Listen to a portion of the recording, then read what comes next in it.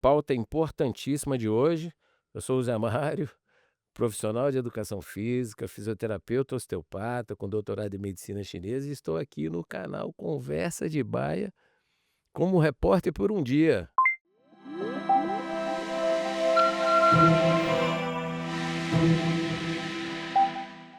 trazendo aqui uma figura excepcional do esporte, Gessé Santos, graduado em teologia, faixa preta primeiro dan de jiu-jitsu e que realiza um trabalho excepcional, né, nas comunidades como professor de jiu-jitsu, ajudando, né, aquela comunidade carente, né, aquilo que é complementando, né, com muito assim, essa colocação eu não sei se ela é muito verdadeira, né, porque eu já estou acostumado a participar de projetos sociais, mas eu vou continuar nessa toada, complementando a educação, às vezes, que falta, né, suprindo a necessidade dos pais que estão ausentes, porque estão trabalhando para sobreviver e não tem muito tempo de estar orientando, direcionando e informando os seus filhos, né.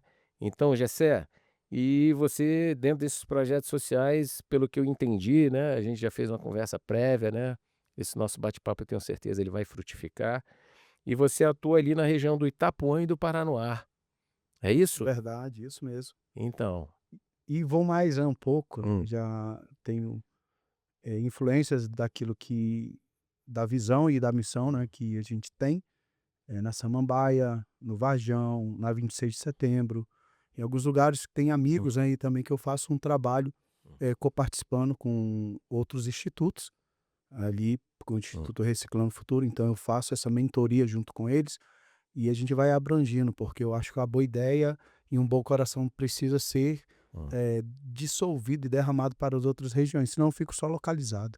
Então hoje a gente consegue abranger esses outros espaços. Não, eu acho que o mais importante, né, é você ter uma formação de qualidade, né, Correto? para poder transmitir vários tipos de conhecimentos, né, como base de formação, entendeu? Para esses jovens, né, para esse não para as crianças, jovens, né, que são adolescentes, até para os adultos que eventualmente estão ali interessados em participar desse projeto social. E eu fiz, uma consulta prévia, né, com amigos, antes desse nosso bate-papo aqui, e eles me mandaram uma série de perguntas interessantes. Então eu acho que Legal. isso vai ser muito proveitoso, né, para a audiência, e vamos para frente aqui. A primeira pergunta que tem aqui é assim, ó, eles botaram aqui: "Como o jiu-jitsu pode transformar a vida de crianças e jovens em comunidades carentes?". Então, qual a percepção real que você tem disso? E depois da sua resposta eu vou deixar até aqui uma uma frase do Zucav, que é um especialista em comportamento, que isso fique gravado aqui e seja transmitido também para pessoas que nunca ouviram falar no Zucav. Poxa, que legal. Muito obrigado, eu acho que essa a pergunta é excepcional, excelente. E dentro da comunidade carente, a gente tem vários, métricas diante disso que estão acontecendo. Então, toda a minha visão, ela vem dentro de um estudo, né, que eu fiz previamente, da mancha criminal da cidade, da convivência. Eu entrei lá com 18 anos, na época que, vamos dizer, invadiram a cidade, então eu conheço a rotina, as pessoas, a cultura local, o pensamento local que difere, mesmo estando em Brasília, né, difere um pouco, a gente fala da ponte para cá, né, então tem essa diferença. Então, o que acontece ali, como o jiu-jitsu transforma essas vidas? Primeiro, na minha concepção, como instrutor há mais de 10 anos ali naquela comunidade, é a disciplina. No Itapuã e no No Paranoá. Itapuã e Paranoá. Eu pegando, este público-alvo, eu entendo a disciplina. A disciplina, que eles estarem no tatame, o da forma em que está no tatame. Você, Zé Mário, como um professor, como um sensei, né, de judô, você sabe muito bem como até entrar no dojo existe uma postura. Então essa disciplina, ela é fundamental para uma sociedade onde vê a disciplina de forma errada. Se você vai olhar o comportamento nas ruas da cidade, Hum. você vê que é um comportamento sem essa visão de disciplina. Quando se olham os órgãos competentes, como a polícia, a PM e afins, Hum. o conselho tutelar, você vai ver que as pessoas têm uma certa dificuldade, porque elas trazem uma mentalidade de punição, mas não é, mas é um controle para a disciplina. Tanto a disciplina, como a gente vê muito ali, a rotina, né, e o sentimento de pertencimento dentro do tatame. Então, eu tenho a disciplina, eu tenho uma rotina que eles têm que seguir aquele padrão, não pode quebrar aquela forma. Então, dentro da estrutura da Gracie Barra, a gente tem uma rotina de aquecimento, e eu levei esse perfil para dentro do projeto. Então, antigamente eu fazia um pouco mais solto e eu fui estudar. Então, como eu falei para você, eu fiz mais de 10 cursos para poder ministrar uma aula, Eu fora os acho que 10 eu acho que anos. isso é fundamental, não pode ser qualquer pessoa. Não, A pessoa, ela tem que ter uma boa formação, tem que performar bem, porque ali é que ela vai influenciar positivamente.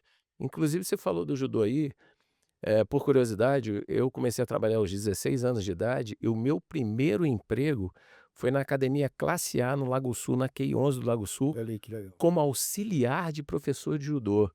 E aí eu já comecei o judô aos 4 anos de idade, né, na academia Júlia Diniz, e fiz judô a vida inteira, mas aí aos 16 anos, né, eu tive a oportunidade de ser empregado na academia Classe A como auxiliar de professor de judô. Eu lembro que era faixa verde, e aí eu ficava ali ajudando o Serginho, que era o professor da época ali, que era faixa preta, e ali eu fui evoluindo e até chegar na faixa preta, e tive a oportunidade também de treinar no Japão. Isso foi em 1987, né, uma turma daqui de Brasília saiu daqui para treinar o Kangeiko, que é o treinamento de sacrifício no inverno no Japão, e eu fui para Olha aí Tóquio que treinar legal. dentro da Kodokan, entendeu? Então, mas eu dei aula muitos anos, eu dei aula de judô no Lago Sul, e você trabalha com projeto social. Na época, ao meio-dia, a gente tinha uma turma que assistia alunos, onde você está, os alunos do Paranoá iam treinar na QI 11 lá, como uma forma de doação, né, ali da academia, melhorando, fazendo trabalho social. Cara, eu nunca mais, o que me marcou naquela época foi um aluno que o apelido dele era Batatinha. O moleque era raçudo e ele tomava banho, ele não tinha chuveiro na casa dele, ele tomava banho com latinha na beira do lago. E quando eles chegavam ao meio-dia, né, a gente sabia que os alunos chegavam porque tinha um cheiro forte, eles tinham um cheiro forte, Sim, sim. né. E aí eu falei: "Não, Batatinha, vem cá, hoje eu vou te dar um help aqui, vamos aqui no banheiro, você vai tomar banho". Quando eu peguei o sabonete, que eu dei na mão dele, falei: "Toma banho aí". Aí ele pegou, botou o sabonete na mão, ficou me olhando, cara, como que diz assim: "Que é isso? O que que é pra eu fazer com isso aqui?". Cara, naquela época ele não tinha noção, e dentro da realidade sociocultural e socioeconômica dele, ele não tinha noção do que era um sabonete. Então, Isso hoje marcou a você minha fala vida. de que ano? De 1900 e Pô, não, quando eu fui para o Japão, não, do 1900 e Batatinha, né, o Batatinha foi mil na novecentos cara, antes e disso, antes mil disso. oitocentos 1984, vamos dizer, Não, 20 anos atrás, não, mais mais. 30, Eu tô com 40. 59. Então, aí você vê, Hum, dessa época até hoje, essa realidade ainda hum. permanece, se Como é que pode? perpetua Como é que dentro da pode? comunidade. Não sabendo o que é um Eh, sabonete, olha que loucura, porque não tem condição de comprar o sabonete, é isso? sim, assim, eles hoje tomam um banho.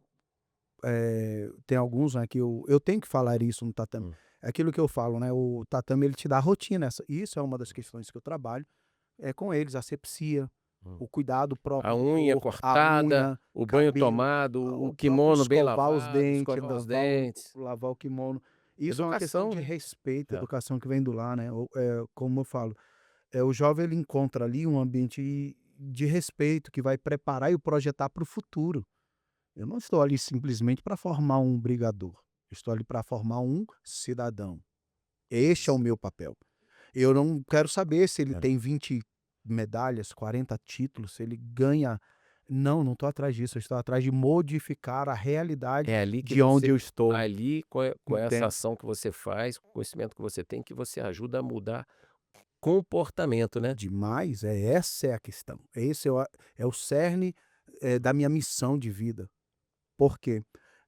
Mês passado, e ainda até hoje, né, tinha um aluno meu que chegava no treino descalço, chegou uma, chegou 2, e eu pensava que ele menino, né, brincando e tal. E quando eu olhei para a perna dele toda, machucada, né, de mordidas de pulga, E ali eu fui fazer um trabalho e também com odor, né. Então como é que a gente aproxima? Qual é a palavra positiva que eu faço para essa criança?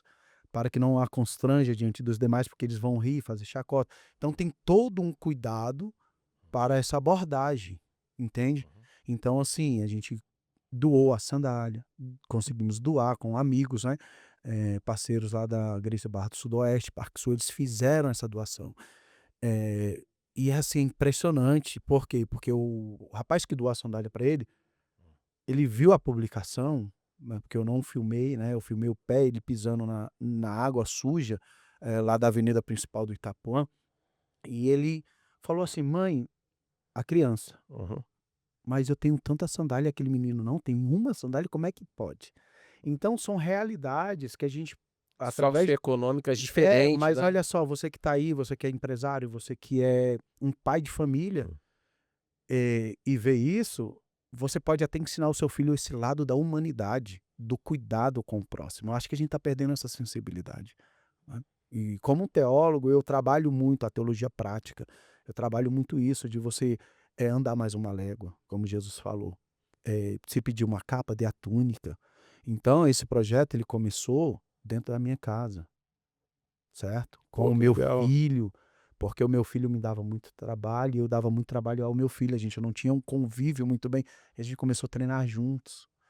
E os amigos da rua, a maioria morreram ou viraram traficantes, poucos saíram, os que ficaram, se deram bem na vida, foi que foram para projetos musicais, projetos de esporte.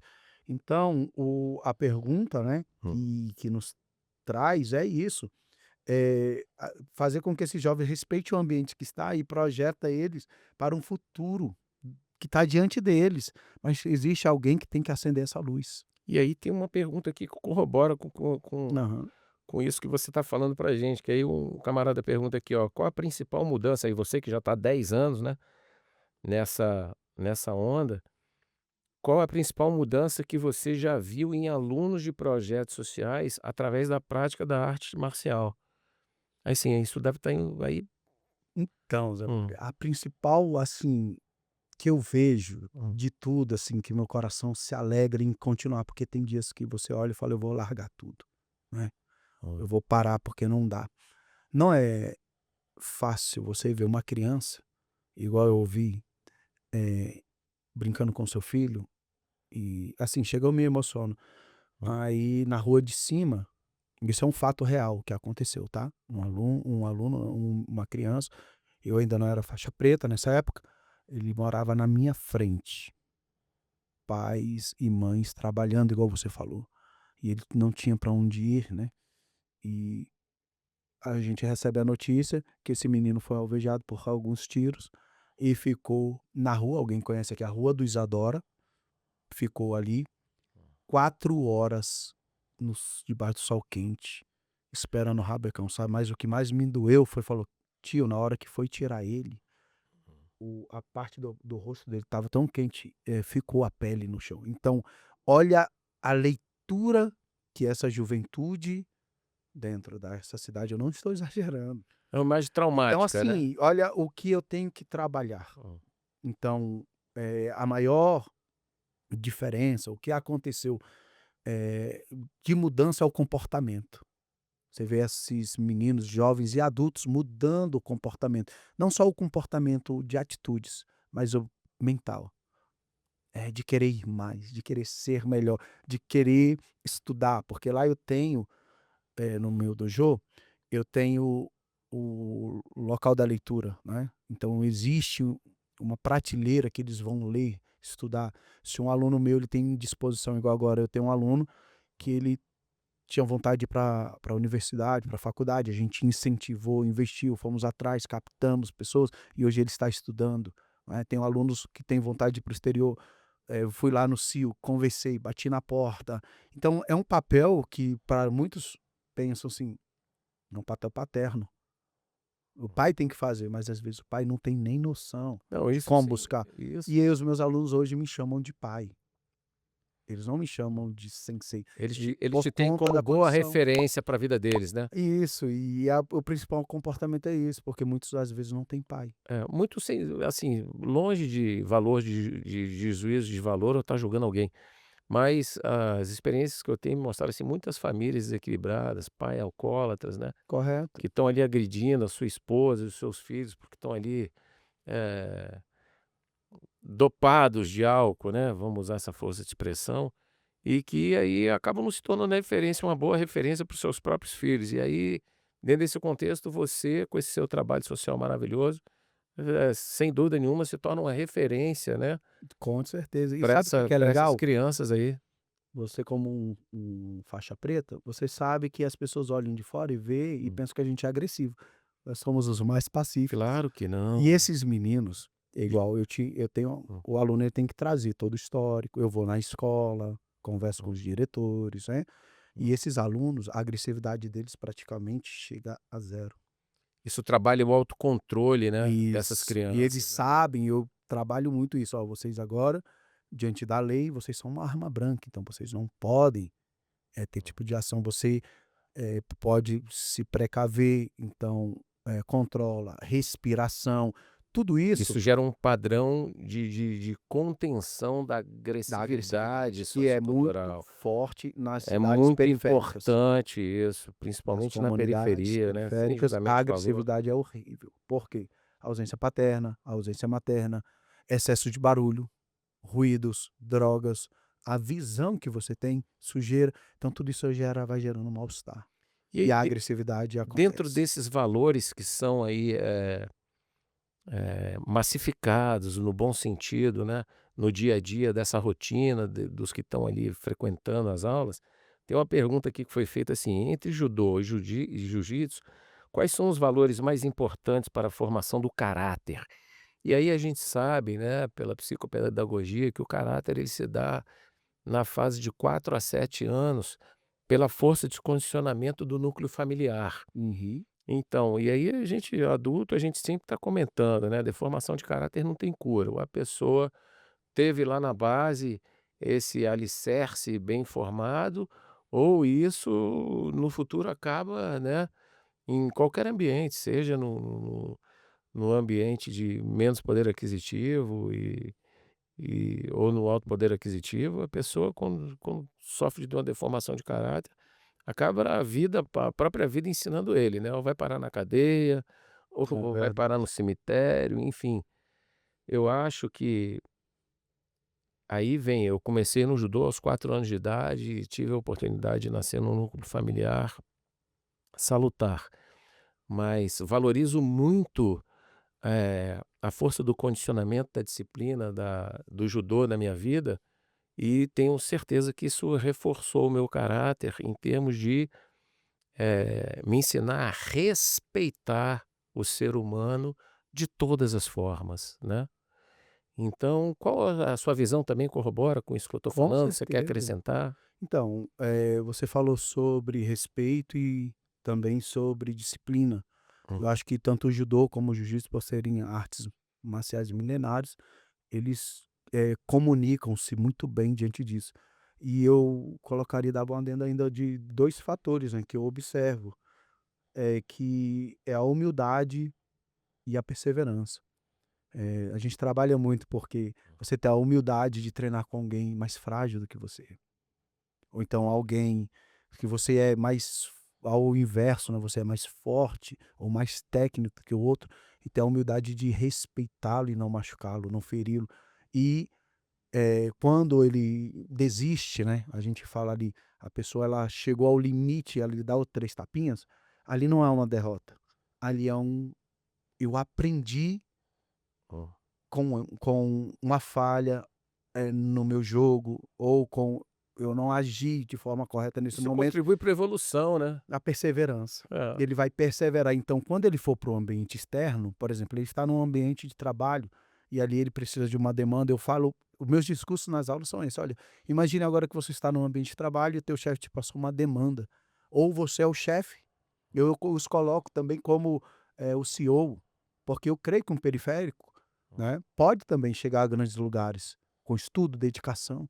E você está ali, você precisa entregar uma demanda.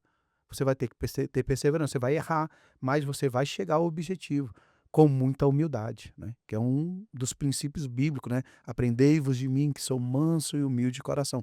Então sempre estou levando essa visão a cosmovisão bíblica, né, para dentro das minhas aulas, porque eu acredito muito nesse fator, no fator de transformação através da família, são os pilares, né. Uhum. Eu acredito não na religare, a religião, mas eu acredito numa fé sólida, uma fé, dogmática, bem consolidada, para que essas pessoas tenham uma transformação, não só de fora, porque muitas vezes ele vai te sentir, e quando ele sentir, eu estou preparando quem? Uma bomba relógio para explodir e sair batendo em todo mundo? Não, estou mudando a alma daquela pessoa, a psique daquela pessoa. Então vai muito além do que simplesmente treinar o corpo. E dentro desse contexto, você acredita que o esporte pode ser uma alternativa real para afastar os jovens da criminalidade? Perdão. Ok. Ou, eh, você acha que às vezes uma ovelha desgarrada, que de vez em quando a gente tem sempre notícia disso na mídia, né, é fruto às vezes de uma da natureza da deformação do caráter e da natureza da É uma da própria índole, né, aí eu estava buscando a palavra índole aqui, da própria índole deles. Sempre vai eu acho que isso sempre tem acontecido, né, mas eu acho que em percentual o bem está vencendo, né, porque você com colocou certeza. aí que você está sempre estimulando, né, não o aspecto religioso, mas o aspecto que trabalha aí a autoidentificação da necessidade de você alicerçar, a sua fé em valores positivos, né. E aí eu vou até colocar aqui, né, já está na tela aqui, o Zucavi, que é um show para discutir a transformação dos conceitos da consciência humana, né, Eu e aí a amei gente essa eu amei. é Não uma boa conhecia, referência eu bibliográfica, né. ganhei meu dia, muito E bem. aí ela e o Zucavi ele tem esse parágrafo aí que é extremamente interessante, que ele diz o seguinte: "O que pensamos depende do que percebemos. O que percebemos determina aquilo em que acreditamos. Aquilo em que acreditamos determina o que tomamos por verdadeiro. E o que tomamos por verdadeiro é a nossa realidade, hoje, né, Isso. porque esse valor ele se transforma à medida que você tem a capacidade de receber estímulos e a sua percepção vai se modificando, e aí é que vai havendo uma transformação no seu ser, né, porque você se torna uma pessoa com mais sabedoria, mais discernimento, e aí você passa a se comportar diferente. Por isso o jargão, né, de influência, comportamento, o binômio influência-comportamento, que estão sempre aí juntos com todos esses aspectos de análise do comportamento humano, né. Então acho que essa mensagem ela é bem efetiva e produtiva. Então, assim, perfeito, né, porque o que vemos e o que percebemos é o que sentimos e executamos. Existe o Poder do Hábito, né, um livro Hum, bem conhecido, eu fiz também parte hum, do projeto e da didática que eu ensino através dele. O hábito ele vai hum. a rotina, o hábito ele se torna um padrão de vida, né, quem já leu, conhece. Então o esporte sim pode ser um dos antídotos. O que que na sua visão a gente pode colocar de forma efetiva e sucinta dentro dessa pergunta aqui, ó: "O que o jovem aprende no tatame que ele não aprende na escola?" Então, é bem essa pergunta ela é bem retórica, ela é bem diversa, por quê? Porque o profissional, o pai da Google, né, o Hum, pai do saber, ele hum, tem a sua influência sim, mas, hoje se discute muito o que é escola, né. Então o que que ele aprende? Aquilo que eu falei primeiro, o limite do se frustrar. Muitas vezes a gente para ali, na escola ele tira uma nota ruim e ele vai embora para tentar de novo. No tatame ele é frustrado, ele tem que permanecer ali. Hoje mesmo eu tive uma hum. situação dessa, né, um aluno com ainda não está bem diagnosticado, eh, ele fez uma boa luta, só que depois perdeu e ele ficou triste, chateado e saiu do tatame e se trancou. Então o que que eu fui? Não validar a atitude dele, mas mostrar para ele o estado presente que ele precisava. Então a gente tem esse acompanhamento mais proximal. Então o que a gente pode fazer? Qual é a diferença? Acaba trabalhando ensinando para esse aluno, dentro do que você está falando, o que é o verdadeiro Isso é um poder do desafio. estado de espírito, né. Naquele Perfeito. momento, pela sua colocação, ele ficou com o estado de espírito abalado. E aí você, como um bom, mestre, né, de arte marcial, você vai lá e socorre, né, essa alteração de estado de espírito e faz ele voltar para o tatame e entender que aquilo ali é momentâneo e que ele tem que superar essa É dificuldade. transitório. Tudo é transitório. Então, assim, na escola, você tem valores que são ensinados, eu acho que é um complemento. Eu já dei aula em várias escolas e faço esse papel. Eu entendo hoje que os senhores que estamos num momento de Uhum. pré-campanha, né, pré-candidatos, observe, olhe para as artes marciais como um complemento curricular. Se existe o futebol, né, igual eu estive na segunda maior escola do Distrito Federal em público, então você muda, e vários alunos que estavam ali hoje continuam treinando, né, o jiu-jitsu.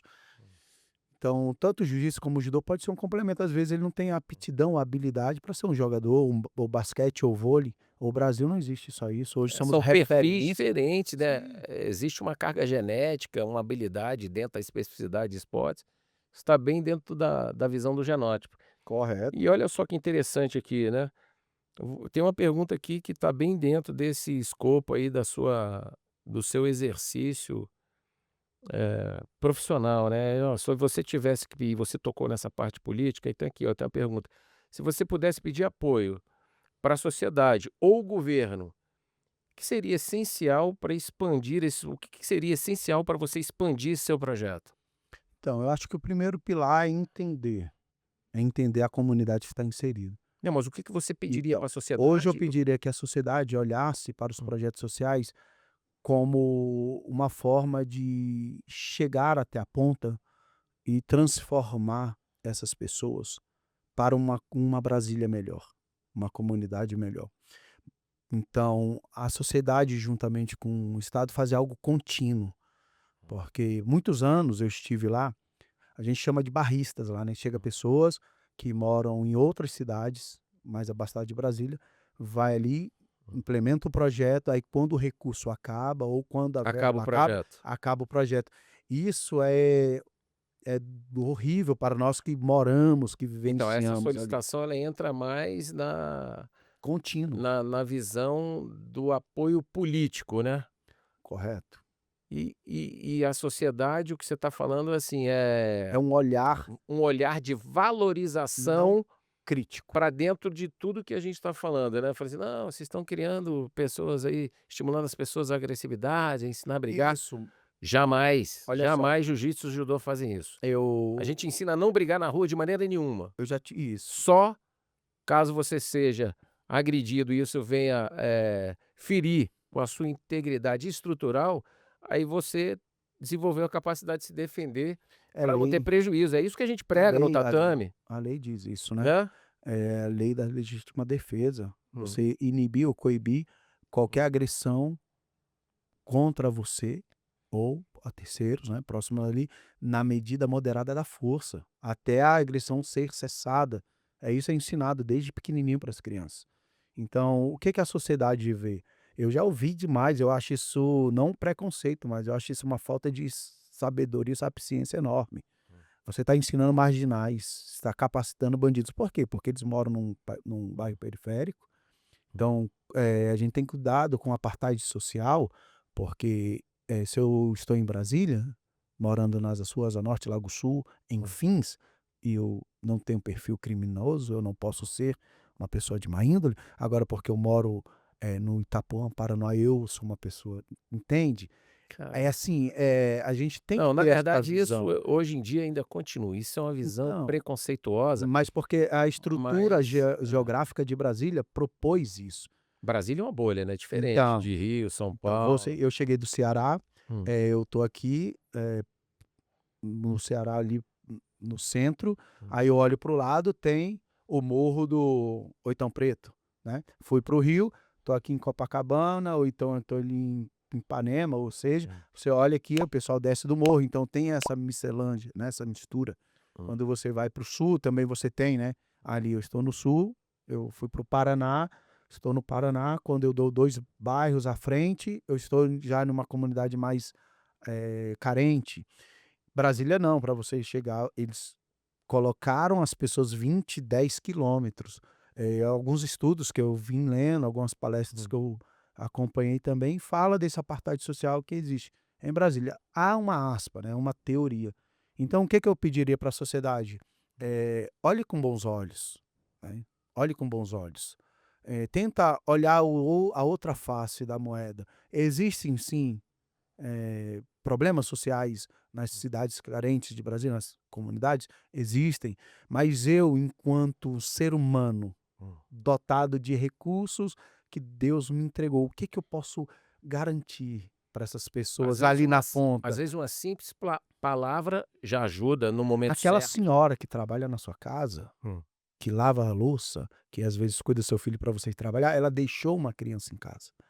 Ou ela Oh, deixou um neto em casa. é E esse verdade. neto quem está cuidando sou eu. Eu cuido desse neto e desta criança.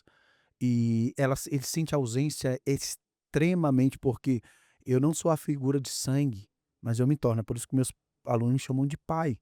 Então, a essa senhora que está ali, aí você valida ela com salário, você ajuda, mas você já pensou como ela está, para você sair, vamos dizer, eu dou aula no Parque Sul e no Sudoeste, né, e treino alguns atletas também de MMA. Quando eu saio e venho para esse lado da cidade, eh, você vê um cuidado diferente.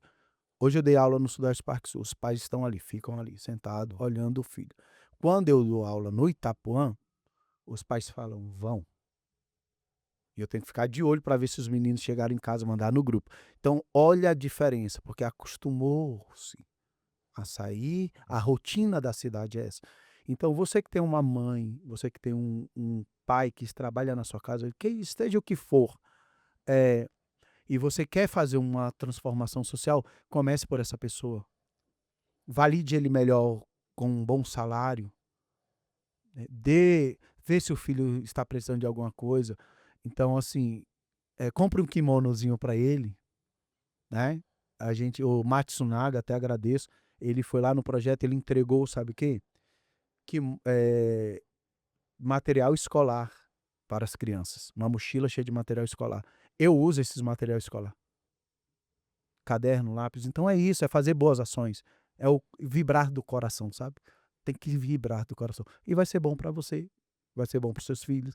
Olha que história linda você tem para contar numa roda de amigos, né. Pô, eu tenho amigos, pô, muitos amigos até hoje, entendeu, por causa do judô. Agora eu queria fazer um desafio aqui, né, sem polemizar, Ok? eu queria fazer um desafio sem, gerar polêmica, mas ao mesmo tempo, com um grande objetivo de atingir a consciência do núcleo familiar dessas famílias carentes que estão ali, com filho dentro de casa e que já são alunos seus dentro de um projeto social.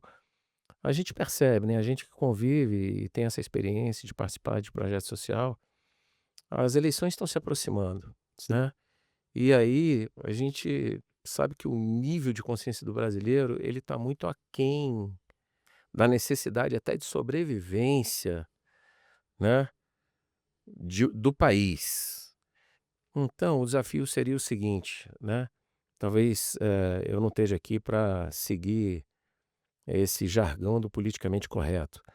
Então, dentro desse conhecimento que a gente tem, eu gostaria de dizer para os pais dos seus alunos e todos os pais de alunos que estão, sejam no judô e no jiu-jitsu, aí a gente pode focar só no judô e no jiu-jitsu, que estão dentro desse escopo aí do nosso bate-papo, que não vendam o seu voto de maneira nenhuma nessas Por próximas favor, que eleições, nós estamos sofrendo. entendeu?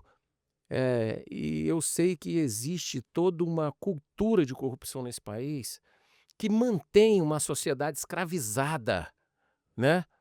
E eu entendo a necessidade, né, eu tomei uma raquetada foi na Paraíba, Eu lembro que eu estava na rua e aí esse bate-papo político, aí vira uma moça para mim que estava como atendente, eu tomando um açaí depois de um treino. Ela virou para mim e me deu uma lição de moral que eu abaixei a cabeça na mesma hora. O papo era o seguinte, era dizer a gente fazendo uma crítica, né, desse perfil assistencialista que ficava distribuindo cesta básica como forma de miséria Uhum. para essas pessoas na captação do voto.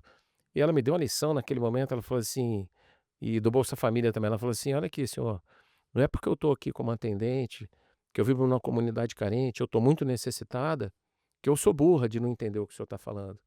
O senhor já passou fome alguma vez na sua vida?" É isso que eu falo. Cara, ela me chocou naquele momento, né. Eu falei: "Não, o senhor já passou? Já passou fome? O senhor sabe o que é passar fome, não ter o que comer dentro da sua casa?" Aí eu já comecei a ficar assim, né, de antena ligada. Eu falei: "Não, não pensa que eu não sou porque eu estou nessa condição hoje, que eu não sou esclarecida não. Momentaneamente eu estou precisando dessa ajuda, senão eu não vou ter o que comer. Então eu tenho que receber essa ajuda, eu preciso dessa ajuda nesse momento. Mas eu não sou essa falta de consciência toda que o senhor está achando", entendeu? Então como mudar isso, né? Como mudar? Como mudar? Não vender o voto, porque hoje os grandes caciques, eles usam, né, aliás há muito tempo, hoje não, cara, isso existe desde a época É, do meu avô, né, essas oligarquias, esses coronéis, vamos usar isso, né, essa palavra, Karl para Marx, facilitar a tem manutenção deles no é, poder e manejar o gado à mercê dos seus esse é interesses. Eles sabem, eles analisam como funciona o comportamento, vão lá, dão 100, 150, R$ 200, que é o que está rolando hoje em dia, ok. né, para conseguirem permanecer com a bunda sentada na cadeira. É real, isso é real. Então o desafio aqui hoje, né, e essa informação ela tem que atingir diretamente esse núcleo familiar, já que ele tem a ousadia de estimular você dessa forma, né, estendendo a mão para te dar dinheiro, para te comprar e escravizar você, aí o desafio é o seguinte: no judô a gente vai usar a expressão ippon, né, contra essa mão que está estendida ali, retroalimentando essa cultura de corrupção. E no jiu-jitsu, a gente vai usar, já que tem uma mão estendida, vocês vão dar um armlock É, nesses agentes de corrupção. Então fica ippon, finalizar armlock. isso. E quebra o braço desse cara. Como, Zé Mário, que você vai quebrar o braço desse cara?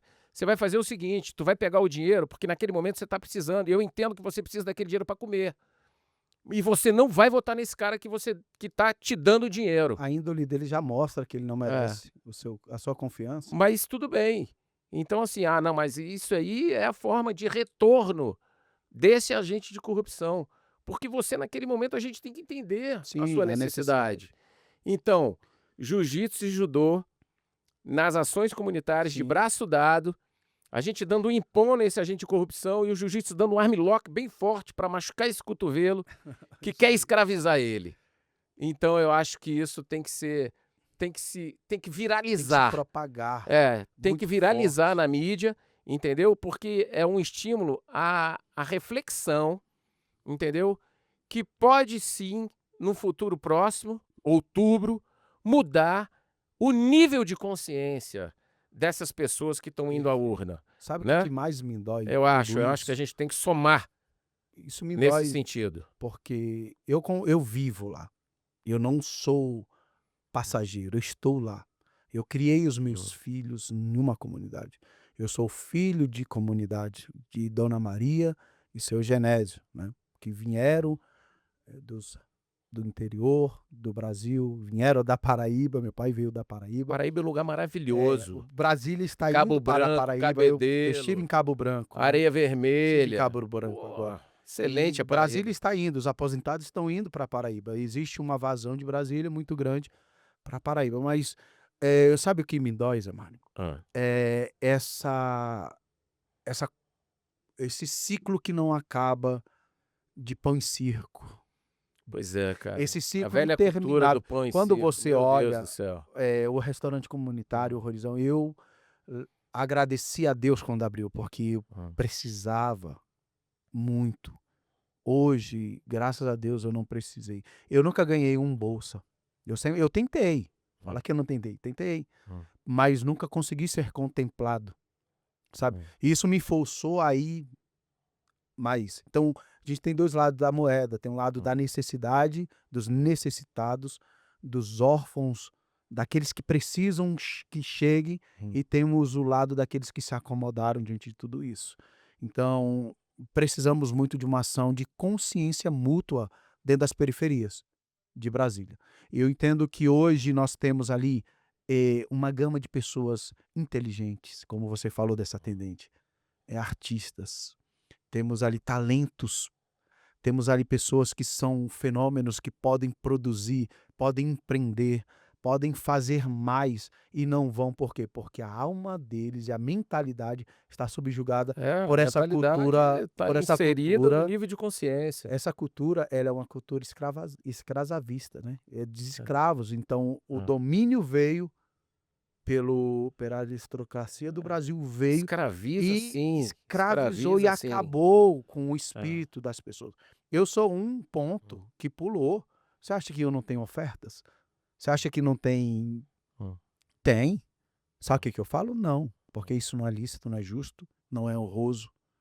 Então eu prefiro me manter na minha dignidade, no meu Hum. caminho, na minha cristandade, do que fazer. Vai ser bom para mim e para minha comunidade. É isso mesmo que eu penso. Mas somos agentes de Transformação. transformação sim, Claro, é aí aonde eu entro, porque é onde porque a eu não gente no mudei, eu dei o binômio armlock, no entendeu? exatamente. Então, ó, pra gente, edificar e fechar esse nosso bate-papo aqui, estende a mão, Bora. né, e vamos dar um osse aqui, né, porque vamos dar um osse assim, ó, armlock e pom, Que bom. naquele que tá ali te incentivando a vender o voto, te prostituindo e te escravizando. Então, ó, pega o dinheiro dele, mas não vota nele. Então, pra gente encerrar a mensagem, vai ser assim, ó. Os! É Valeu, isso, valeu, irmão. um Prazer estar aqui abraço. contigo. Para mim também foi uma honra. Deus abençoe e vamos mudar aquela realidade, Vamos vamos dar fazer nossas continuidade. ações, vamos para cima. Que essa mensagem final, com essas colocações, viralize na internet, mudando a percepção Tá, Renan. dessas pessoas que estão ali viciadas em retroalimentar esse sistema imundo que vai prejudicá-las no futuro e escravizá-las o resto da vida. Eu posso também finalizar com o que eu ensino para as crianças, para os Claro, jovens e para os adolescentes, claro. e para as mulheres também, que é um público muito forte que a gente cuida lá, com a professora Nayara. Eu ensino para eles, primeira coisa que você tem que ser, são os 3 Bs. B de bola, né, são 3 B. Primeiro, ser bom em casa. Não adianta você ser uma pessoa, um atleta, um aluno que é bom, que é campeão, que tem a conta bancária cheia, se você não é bom para sua família. Para cuidar dos seus pais, não é só quando eles estão velhos, é o Honra teu pai agora. e tua mãe. Esse. Respeita e Pegou a honra o teu visão. pai e tua mãe. Essa é a visão. Segundo, primeiro ser bom em casa. Segundo, ser bom na escola. Se dedicar, estudar e mudar, ler bastante livro, ler e mudar essa percepção que foi dito aqui da compra, de ser massa de manobra, de manipulação. E o terceiro, ser bom no tatame, que reflete na rua, na sociedade, na comunidade. Então eu finalizo assim. Os. Os.